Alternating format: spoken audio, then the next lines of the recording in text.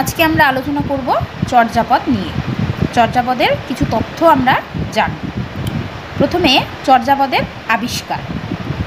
হরপ্রসাদ শাস্ত্রী 1897-98 সালে দুবার নেপালে গিয়ে কতগুলি সংস্কৃত পুঁথি, ডাকার্ণব এবং তৃতীয়বার 1907 সালে পান চর্যাচর্য বিনিশ্চয়, সরহপাদের দোহা ও কৃষ্ণপাদের দোহা।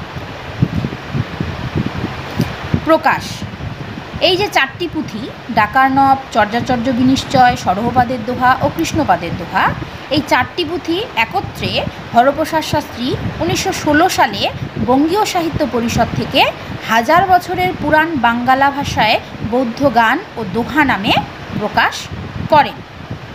এরপরে যাব পুঁথি পরিচয়ে। 1916 সালে প্রকাশের সময় হরপ্রসাদ শাস্ত্রী চর্যার পুঁথিটিকে চর্যাচর্য বিনিশ্চয় নামে অভিহিত করেন, কিন্তু নেপালের দরবার গ্রন্থাগারে, বর্তমানে রাষ্ট্রীয় অভিলেখালয়ে রক্ষিত এই পুঁথিটির প্রথম পত্রের সম্মুখ পৃষ্ঠায় নাগরী হরফে লেখা ছিল চর্যাচর্য টিকা। পুঁথিটি তালপাতায় পুরনো বাংলা অক্ষরে লেখা। পুঁথির শেষ পত্র সংখ্যা 69। 35, 36, 37, 38, 66 সংখ্যক পত্রগুলি পুঁথিতে নেই। 69-এর পর আরও একটি পত্র ছিল বলে মনে হয়। পুঁথির প্রতি পত্রের 2 পৃষ্ঠাতেই লেখা। পশ্চাৎ পৃষ্ঠায় পত্র সংখ্যা উল্লিখিত। প্রতি পৃষ্ঠায় 5টি পংক্তি ছিল।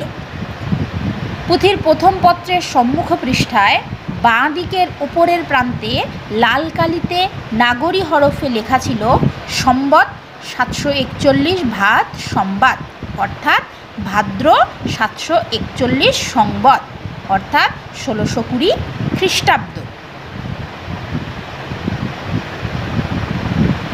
চর্যাপদে লারিডম্বী পদ নামে কবির পরিচয় পাওয়া গেলেও তার কোনো পদ পাওয়া যায়নি।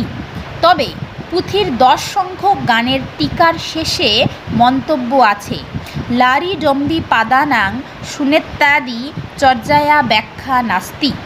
এর থেকে বোঝা যায় দশম চর্যার মূল পাঠ ও টিকার পরে এবং একাদশ চর্যার আগে লারিডম্বী পাদের একটি পদ ছিল এবং সেটির সূচনা শুন শব্দ দিয়ে। পুঁথির টিকা রচনা করেন মুনিদত্ত সংস্কৃত ভাষায়। তিনি 100টি গানের মধ্যে 50টি গান বেছে নিয়ে টিকা লেখেন। সুকুমার সেন মনে করেন মুনিদত্তের পুঁথিতে শুধু টিকাই ছিল, গান ছিল না। চর্যাপদ কুটিল লিপিতে লেখা। এবার যাব পুঁথির নামকরণে।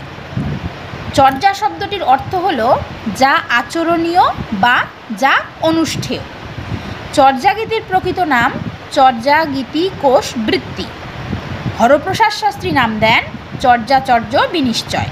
প্রবোধচন্দ্র বাগচি নাম দেন চর্যাশ্চর্য বিনিশ্চয়। বিধুশেখর শাস্ত্রী নাম দেন আশ্চর্য চর্যাচয়। চর্যাপদ ছাড়া চর্যা শব্দটি পাওয়া যায় দ্বাদশ শতাব্দীতে রচিত মানসোল্লাস নামে সংস্কৃত গ্রন্থে চর্যা প্রবন্ধ নামে এবং ত্রয়োদশ শতকে সাঙ্গদেবের রচিত সঙ্গীত রত্নাকর গ্রন্থে।